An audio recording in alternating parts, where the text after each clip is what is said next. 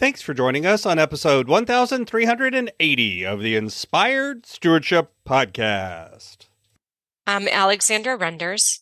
I challenge you to invest in yourself, invest in others, develop your influence, and impact the world by using your time, your talent, and your treasures to live out your calling. Having the ability to live out the principles and values in our business and our life is key. And one way to be inspired to do that is to listen to this, the Inspired Stewardship Podcast with my friend Scott Mader.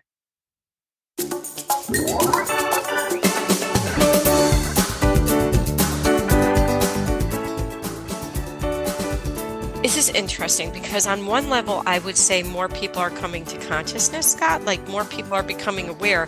And then on another level, I feel like more people are getting more in a place of denial. So almost like those who are aware, it's rising, and those who aren't, it's kind of falling. So the gap between those who understand. Welcome, and thank you for joining us on the Inspired Stewardship Podcast.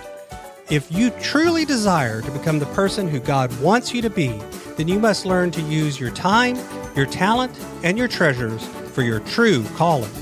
In the Inspired Stewardship Podcast, you will learn to invest in yourself, invest in others, and develop your influence so that you can impact the world.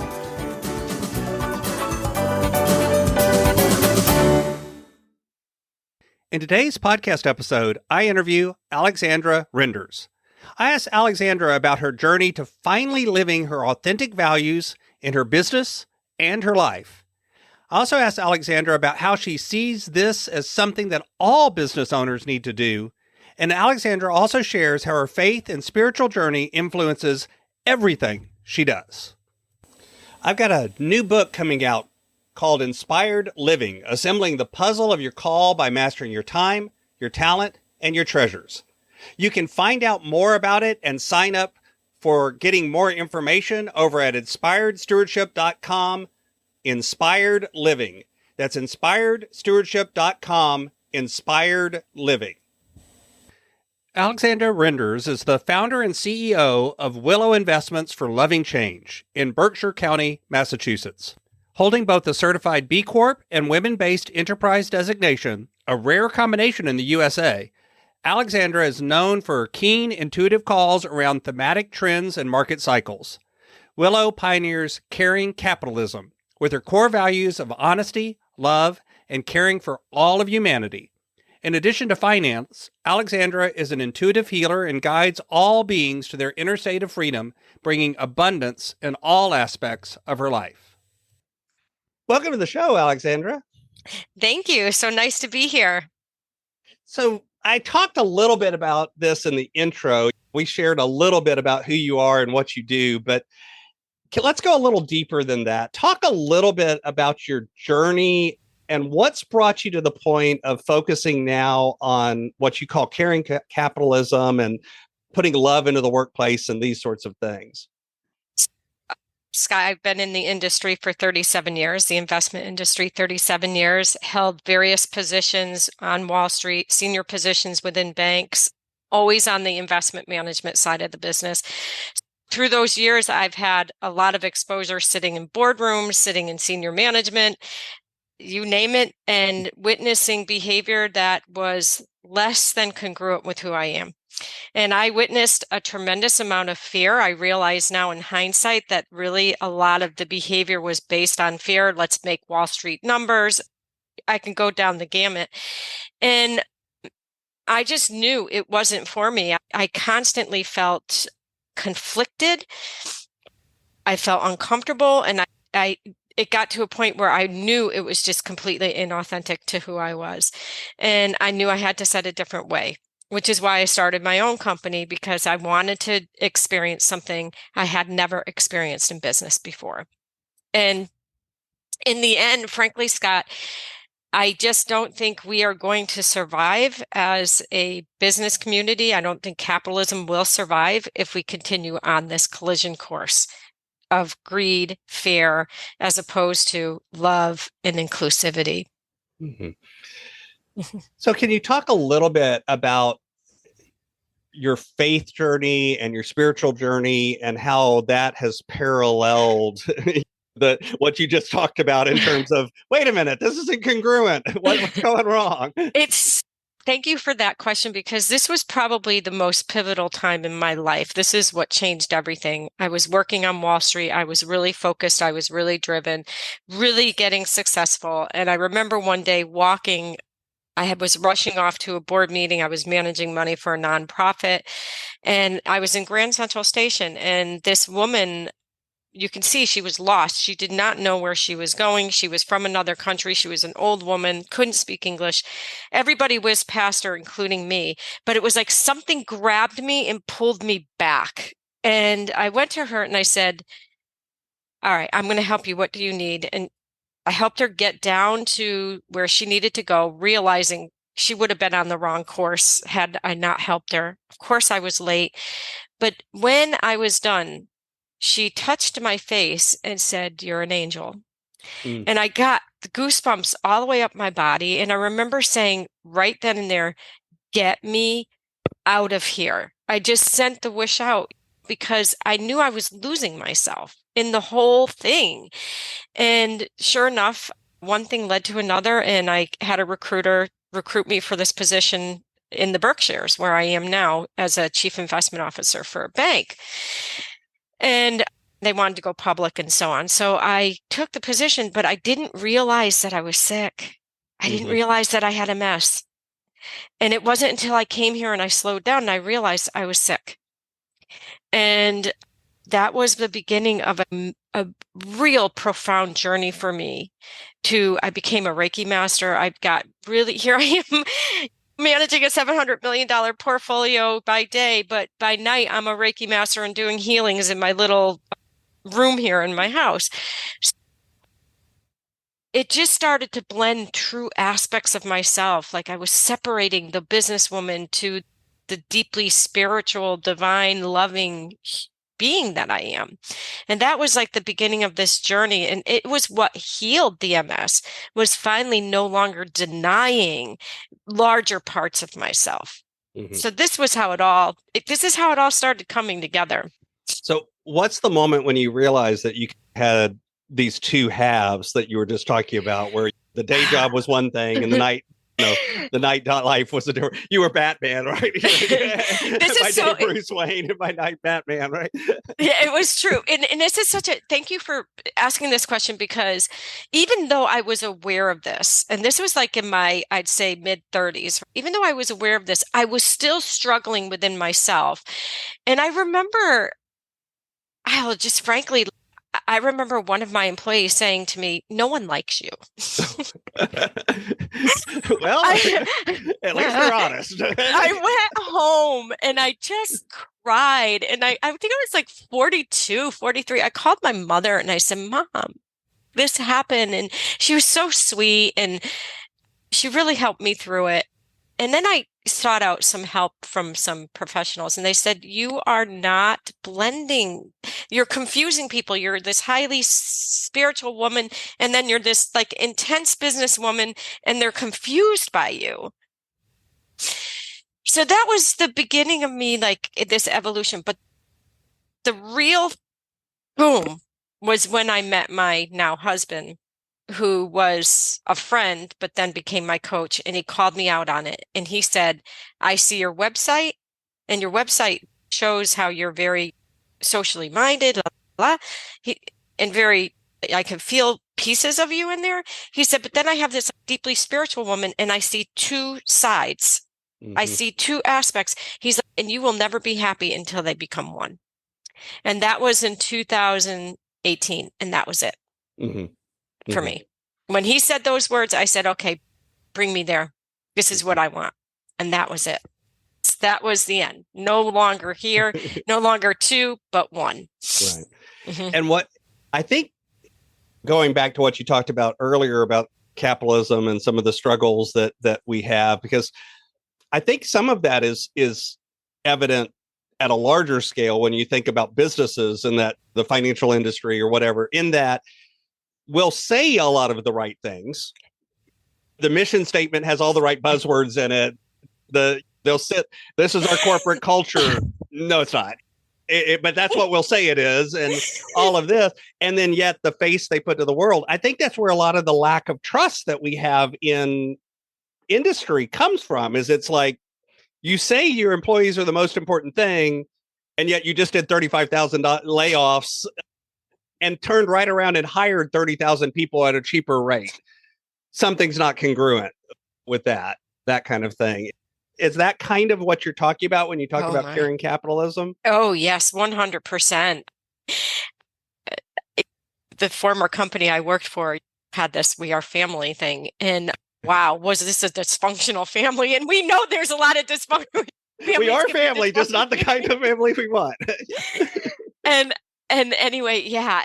And those were the types of things. I cannot lie like that. I can't. And this is what you're seeing. And when companies put this out for marketing purposes, the veil's coming off. People are not buying it anymore. And watch out. That's all I have to say to businesses. These millennials, they will figure it out. And the younger generation, they will. And they're not the typical, they're not like me when I came out of college. Okay. I was just like career, house, this, that. They're very different than us. They're coming into a whole set of circumstances in the younger generation. And I just think that is an absolute zero-sum game. I'm going to tell you this, but I'm going to behave this way. It's not going to work going forward. Some of what's happened is the change in the availability of information. And what I mean by that is, like, I'll use car buying as an example.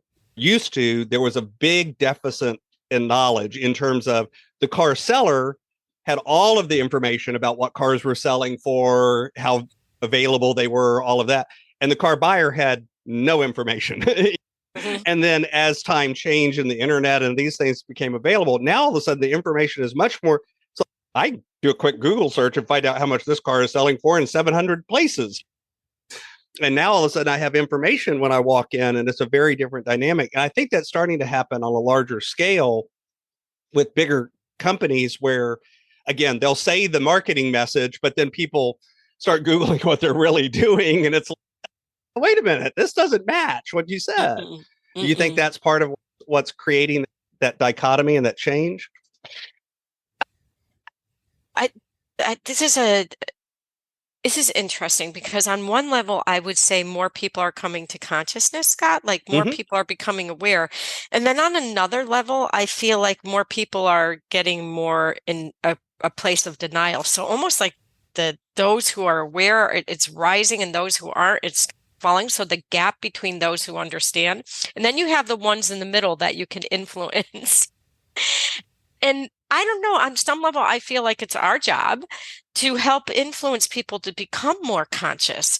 And that's certainly what I tried to create with my company, is to really hold people's hands to start to get more knowledgeable about these types of things. Like, I feel like the push to gaslight people, because I really call it gaslighting, the push to gaslight people, I think, is greater today than it has been in a very long time. And I feel like our job, why you do these podcasts, is to help people raise up above that. Yeah. And I would agree. I think it's easier also today, and this kind of leads to what you're talking about, of those that are becoming conscious can become more, while those that aren't paying attention become less. It's also easy to get in an echo chamber now, where all you hear is the message that you already believe. If that's all I hear, then of course I'm not going to change my belief. So sometimes coming in from the outside, it's about bringing in that different view, that other way of looking at a journey. And maybe it's not the same as mine, but that doesn't necessarily mean it's wrong. It just means it's different. And let's talk about that. Yeah, I think ultimately, I think it boils down to overcoming fear to stand out beyond or different than other people. I can honestly say I feel like that was a very large part of my own personal journey. I think it's all of us. Yeah. Yeah. That fear of rejection and fear of being different. You know what? The bottom line is I am different, and I always have been, and I always will be. And I'm good with that. Or at least better with it. I know I'm good with it now. It's so funny. I like being a unicorn. Yeah. There's a saying, and I can't remember who said it, and it was a wise sage. Why fit in when you were born to stand out? Mm-hmm. And I'm sure you heard that. And you know what? Yeah, that's how I want to live. And it's not because I want attention. I just want to be me authentically. And I am a unicorn. Okay. It's all good. I think I've come most to of us are accept unicorns. We just don't necessarily admit it. Let's think about that. You had this awakening and said, I need to start aligning these two halves. And you begin to do that. And now you look at and you try to help other people, bringing love as a core value to business. And that's one of the things that you describe things as. What do you mean? What are you doing when you say that? What does that mean from the business perspective? If you're working with a leader, somebody in the business, that's what you're talking about. How does that show up for them? All right. I always say it takes heart and it takes a lot of courage because it always starts with ourselves. Always. Like I could just express what I went through. I knew that I was afraid. Like once I dug in and started doing the work with like coaches like yourself, I realized like I am afraid of being rejected. That was at the core of everything. And that was actually dictating how I managed my team. And that's the first place that I start with a leader is like, let's siphon down what you are afraid of. Is there fear underneath here? And what is it stopping you from really doing and being in the world? That's number one. And it takes openness. Scott, your effectiveness as a coach only comes with the person's willingness to open. To be vulnerable. Yeah. And to be vulnerable. And that's like the most important. So the first place to start is to get comfortable with being vulnerable. And I think that's just one of my skill sets is I naturally help open up a heart. People often don't want to go on vacation with me because I end up crying. Oh, that's one of my gifts. What can I say? That's what it's still, yeah. I don't know that I've ever heard crying on vacation described as a gift, but that'll work. Yeah, I'll accept it. Well, my college friends, I'll never forget. We used to go camping and we'd all have wine or whatever. And around the campfire, everyone's crying. And my friends, like, do you ever notice, like, when you're around, all of us start to cry? And I don't know. It's just part of my gift is to go into those shadows. And that's really what coaching is if you really want to live an authentic life. Because that's where I start. And go ahead. I'll just say in my company, that's where I started with me. My team had to see me stand up and say, I'm afraid of being rejected. And that totally floored them because they saw me always as a benevolent general. And I was, and I am. However, they couldn't see the weakness because God knows I would never let them see it. That's too vulnerable.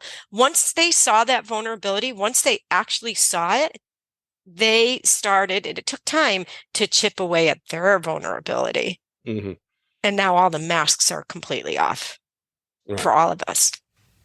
Yeah, I know of a company situation where the anonymous survey about the boss was everybody hated the boss. But then when they called everybody into the room, one person was brave enough to stand up and say, you're the problem. Whatever you're doing, that's the problem. Everybody else was like, I don't know what he's talking about. Everything's fine, because they were afraid of the repercussions. And that's a toxic culture when that happens. And again, that's not to say that the leader was even trying to create that culture, but that's the culture that had been created out of their own fear. Yeah. It's so funny. And that was part of the exercise, Scott. Once I admitted I had this fear of rejection and I didn't see myself leading the way I needed to lead, I had to listen to the way that they were truly impacted by that. And we had to create the safe place for them to express that. And that's what we did. And then really follow through on that and make it actually safe. It had to be done. It had to. there was no way. It had to be like the cat's out of the bag. For me, once it's out of the bag, you can't stuff it back in. It's not going back in the bag. So, yeah, it was only forward from there. And that meant everybody had to participate and everybody had to feel safe. Mm-hmm. And obviously, too, as we come into and show up in the world, there's a lot of different faith approaches, spiritual approaches. People have different belief systems and different things that they're operating from. And yet, at the end of the day, some of what you're talking about is spiritual principles showing up in business. But we have to do that in the right way, too, and in a way that's enabling and empowering and able to work with others. So how do you help folks recognize that the value of bringing those spiritual principles to their day-to-day work as well? Oh my goodness. Okay. So the number one thing that we did was create we took these idealistic principles, right? Love, people think is idealistic. I don't think it is. I think it's realistic and we can't live without it, but we put them into tangible form so that a leader in my company can't get promoted. These are all part of how they get scored in the company. And so we actually created like a tangible form of okay, if you, for example, are talking behind somebody's back, you are at the very low level of love. Mm-hmm.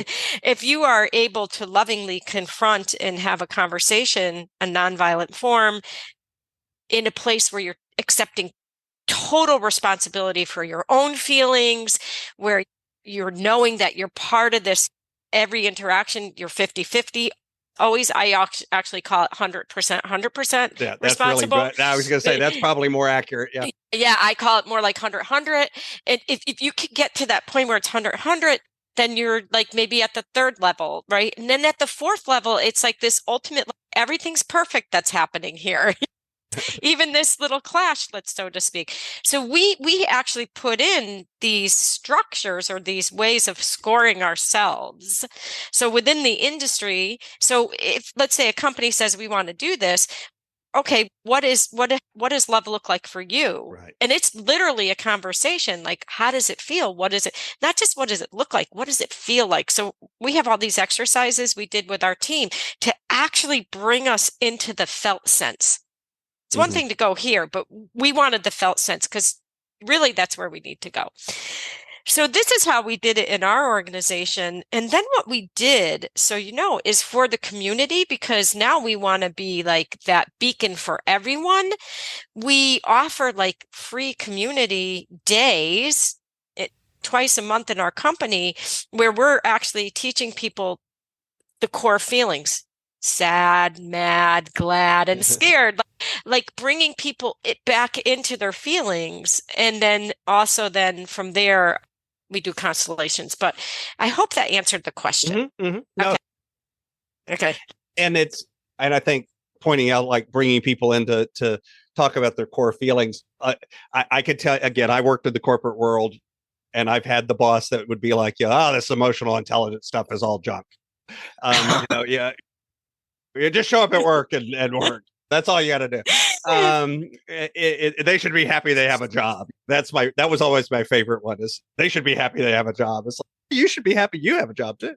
But I think a lot of times in the corporate culture, it's antithetical to actually following through on that.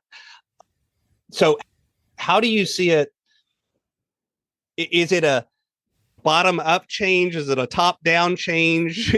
How does let's say there is a leader in their organization that is hearing this and is going, yeah, I need to do that. I need to change that. That doesn't mean the whole organization's changed yet, right? So how do you navigate or thread that kind of needle? Okay. Top first. Because if the leader isn't embodying any of this, then it's all the falsehoods that we talked about before, where it's we are family and we're hardly that. Okay. It's top for there has to be an absolute dedication and drive by those leaders. In my company, obviously, it was this. I was at the time the only CEO and founder. I did make some of my employees owners, but at the time I was there, and it was like, this is the culture we're creating, and I am committed to it. And I don't care what fire I need to walk through, how much pain I have to experience, how much vulnerability I have to have. I'm doing it. And it's like that commitment at the top. If that's not there, then it's all false pretenses. So let's not even bother doing it. So it's got to be there. And then you have to have a buy-in at the next level. If you don't, and I'll be honest, I lost a key employee during this time. And let me tell you, I was really saddened by it and freaked out because I depended on this person. This was my right-hand person. But ultimately, this person was not interested in doing the work that would make this person no longer be passive aggressive.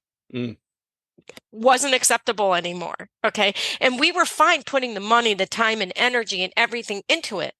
Would have been fine. But it is also But they didn't buy in. They didn't buy in. So they had to go. This is, as a leader, you have to expect this. Just like aspects of myself had to just go. It's the same thing with the people.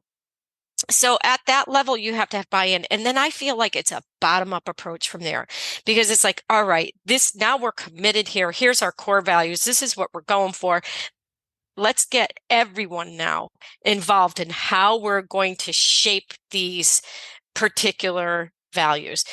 In our case, the number one value that came out of this conversation with everyone was safety, because no one experienced safety in corporate America. No one. And I'm like, they can't be vulnerable unless they know I have their back. And that has to be a buy-in at every level. And so we had to start defining, and then that's where the coach, who's very skilled, came in, and we worked together to say, what does safety look like? And we worked on it with everyone. And at first, someone's like, oh, physical safety. Oh, that's a given. We're talking about emotional safety. We're talking about something far deeper. So that's how it has to happen here. And at the very top, buy-in, CEO, the leader, completely dedicated, knowing this is my true north. And that's, the star is there and it will always be there. And then the buy-in at the next level, and then you bring everybody in. It was beautiful. It was such a fun process. And to get to know people in a way, I can't even tell you, it was so beautiful, honestly.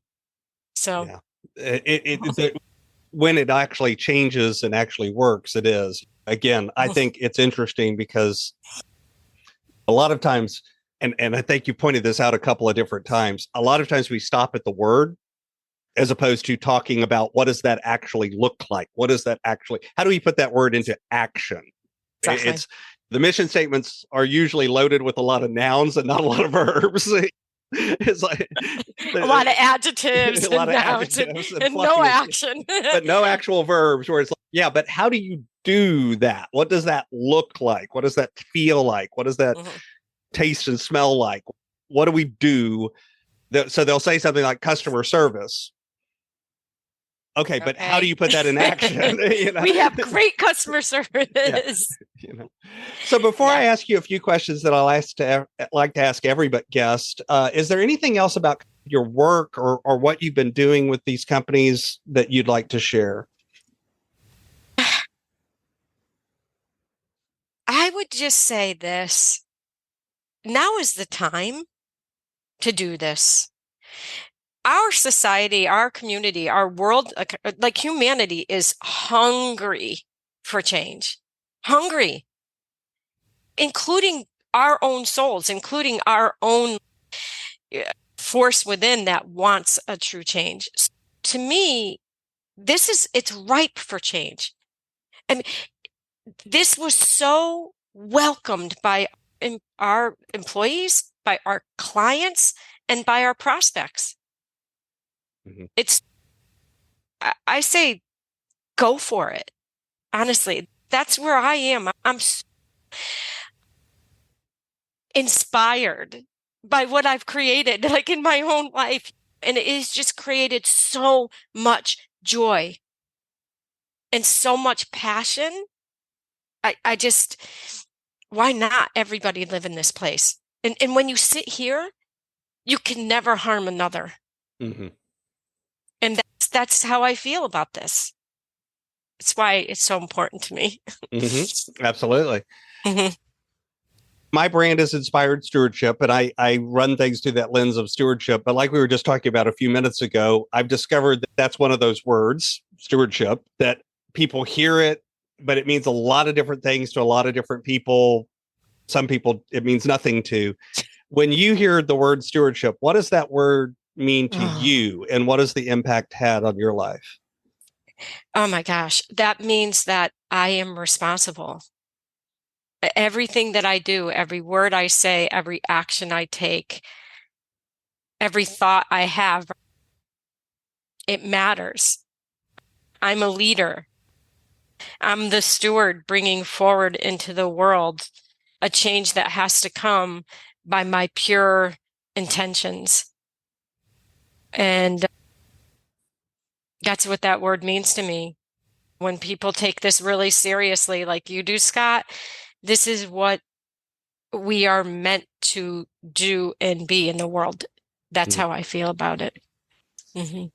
So this is my favorite question that I love to ask everybody. Oh, here we go. Imagine for a minute that I invented this magic machine. Mm. And with this machine, I could pluck you from where you are today and transport you into the future, maybe 150, maybe 250 years.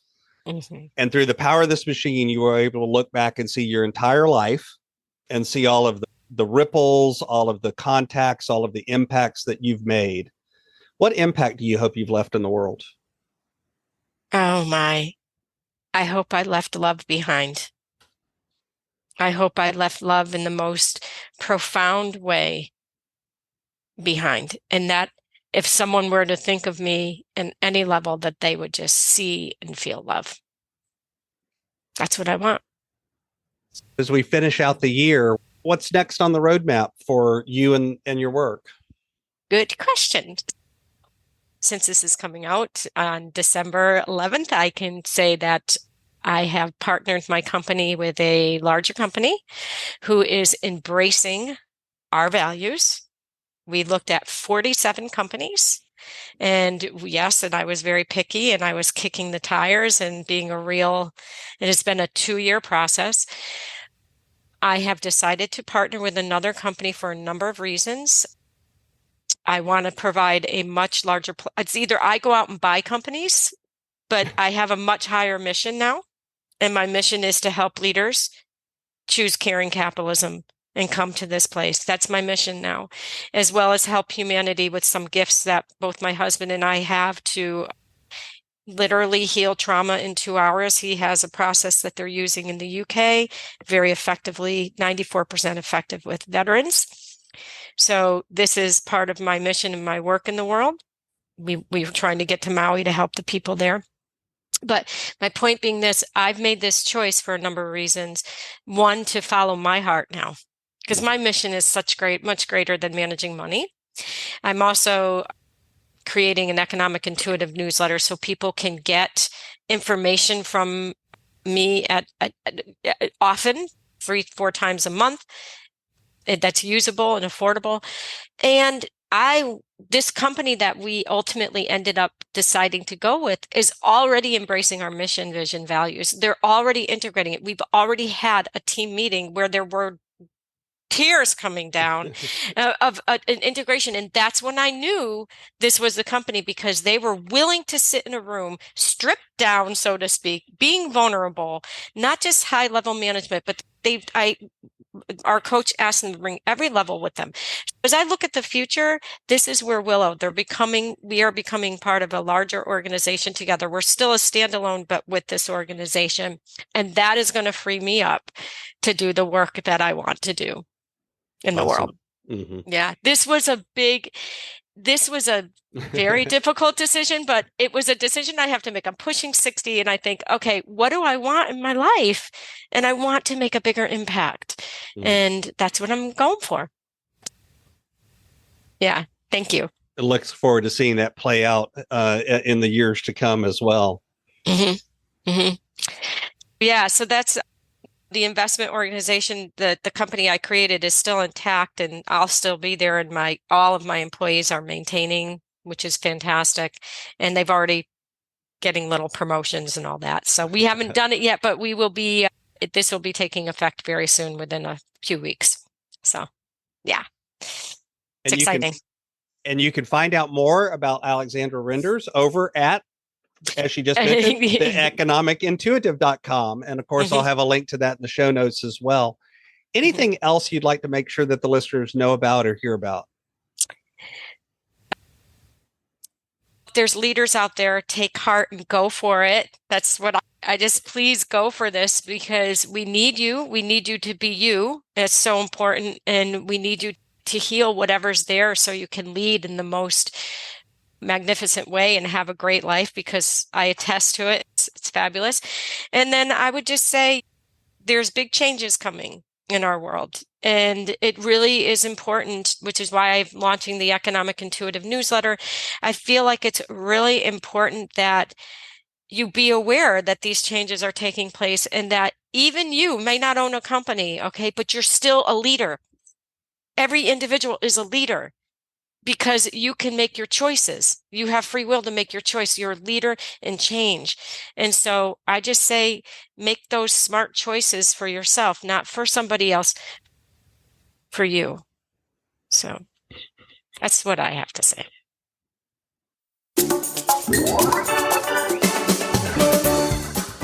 Thanks so much for listening to the Inspired Stewardship podcast. As a subscriber and listener, we challenge you to not just sit back and passively listen, but act on what you've heard and find a way to live your calling.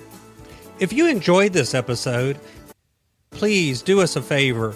Go over to inspiredstewardship.com/iTunes rate, all one word, iTunes rate.